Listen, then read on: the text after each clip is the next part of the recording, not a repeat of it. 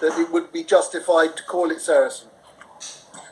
Yes, well, the thing is, there's no doubt in my mind that all the elements that make up the key characteristics of Gothic, which is the pointed arch, the ribbed vault, the trefoil arch, the rose window, all these elements all came in from the Islamic world. I mean, without question. But what Gothic then did was to synthesize it into something new. So Saracen influenced certainly local population, that they were an entirely new religion.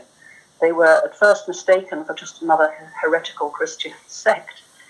But so when you look at the Dome of the Rock here in Jerusalem, this first political statement by Abdul Malik in 690, you look at that and some people might say, oh, well, that's just a Byzantine building. Look at it, it's octagonal, it's got a dome. But it's not. Yes, it synthesized those elements of Byzantine architecture, but it's put all the mosaic work on the outside, whereas in Byzantine architecture it's always on the inside, and the outside is very plain. But not only that, inside the Dome of the Rock, there are two innovations which never existed at any point in Roman architecture or in Byzantine architecture. And these are very important for the backstory of Gothic. And those are the pointed arch at the bottom in the arcade.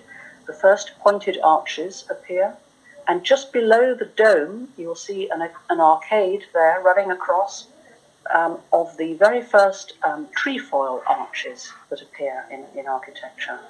At the Byzantine time were always square, so again this first minaret was modelled on those square towers, and this one is actually called the Jesus minaret because it's very typical of the kind of blending of local tradition, and local legend has it that Christ will descend from this tower on the Day of Judgment. And when the Muslims took Damascus, they actually shared this building for nearly a century. They used the same entrance. Muslims turned one way and Christians turned the other. And that arrangement only came to an end when they physically ran out of space. And at that point, the Muslims said to the Christians, okay, we now want to take over this site for our own mosque, and in exchange we will give you the land for 4 new churches.